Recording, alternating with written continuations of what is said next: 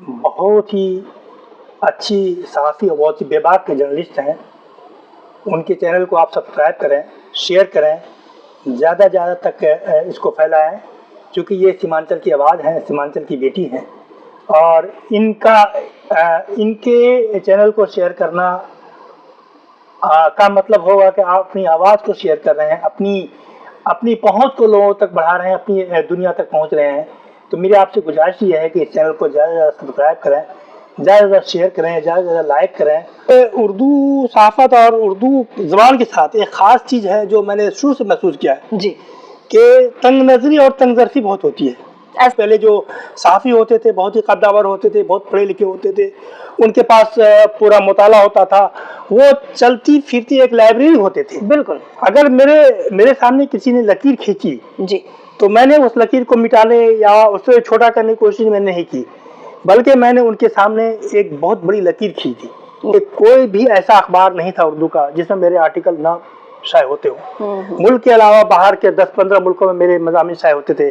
जब आप खबर लिखने के बैठते हैं तो आपको ना मर्द होना चाहिए, ना औरत होना चाहिए, ना हिंदू होना चाहिए, ना मुसलमान होना चाहिए, ना किसी इलाके को होना चाहिए, बल्कि हर चीजों से ऊपर उठकर खबर लिखनी चाहिए। नामी गिरामी स्कूल नहीं है, जिम्मेदार कोई यूनिवर्सिटी जिम्मेदार हमारे लीडरान है।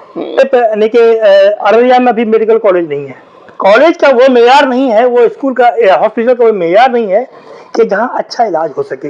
इस वक्त मेरे साथ आबिद अनवर साहब मौजूद हैं।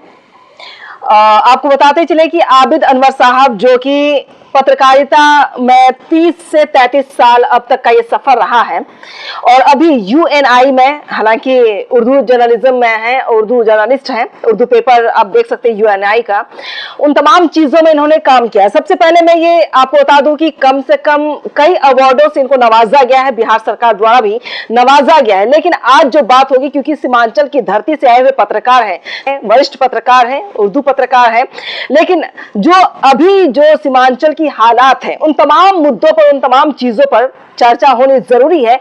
लेकिन यह भी कहना जरूरी होगा कि अचानक एक बार में सीमांचल को बखूबी बताना, जो समस्याएं हैं बिहार की, उन तमाम चीजों पर चर्चा करना मुश्किल है। लेकिन मैं एक एक कर इनसे सवाल पूछूंगी। सबसे पहले आज किसान का मुद्दा होगा और बदहाली का आलम यह है कि वहां के किसान कभी कभी ये भी कह सकते हैं कि आत्महत्या करने पर भी विवश हो जाते हैं। उन तमाम मुद्दों पर मैं बात करूंगी। एजुकेशन को लेकर, शिक्षा क्या है, सिस्टम क्या है, सरकार किस तरह से किसानों के, अन्नदाताओं के साथ है या नहीं, उन तमाम चीजों को, क्योंकि जमीनी हकीकत को हमेशा से देखते हैं।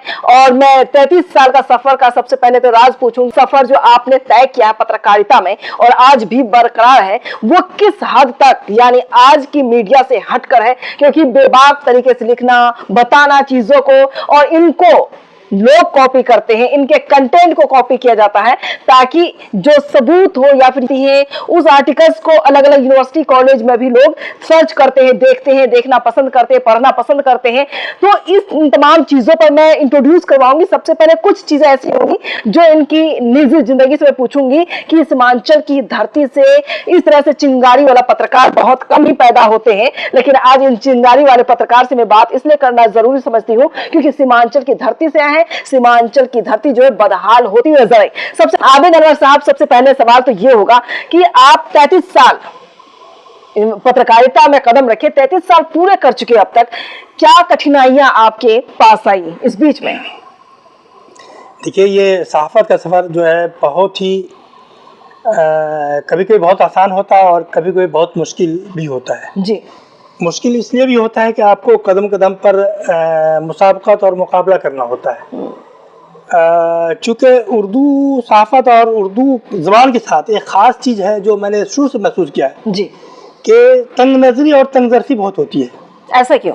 चूँकि कोई भी आपको अपने आगे टिकने नहीं देना चाहता, आगे आगे बढ़ने नहीं देना चाहता।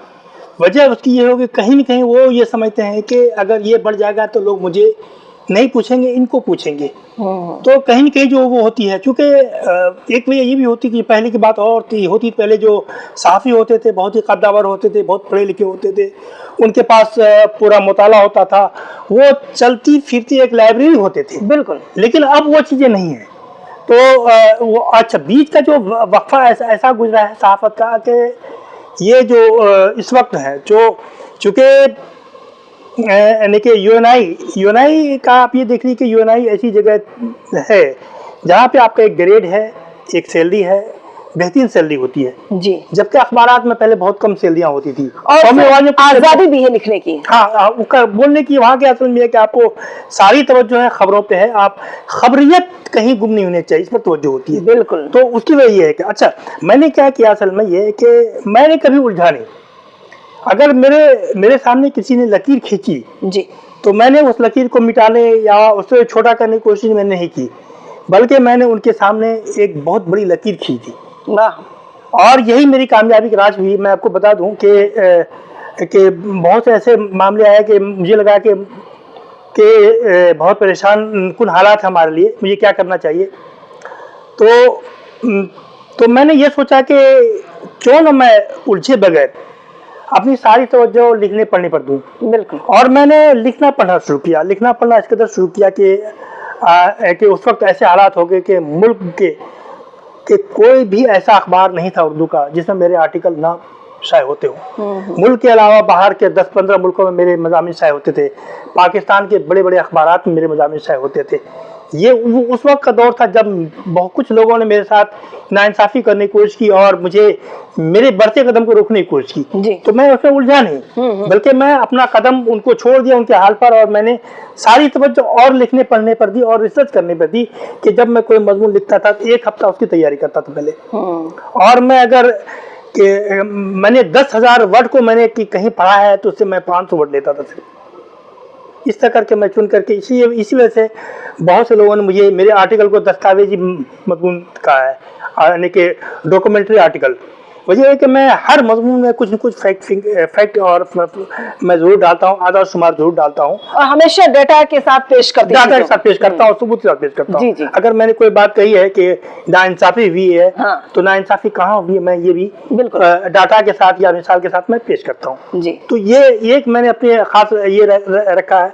और खास तौर से ये है कि मेरी अपना ये है कि खबरों में कभी भी जब आप खबर लिखने के बैठते हैं तो आपको ना मर्द होना चाहिए, ना औरत होना चाहिए, ना हिंदू होना चाहिए, ना मुसलमान होना चाहिए, ना किसी इलाके का होना चाहिए, बल्कि हर चीजों से ऊपर उठकर खबर लिखनी चाहिए। तभी आप खबरों के साथ इंसाफ कर सकते हैं।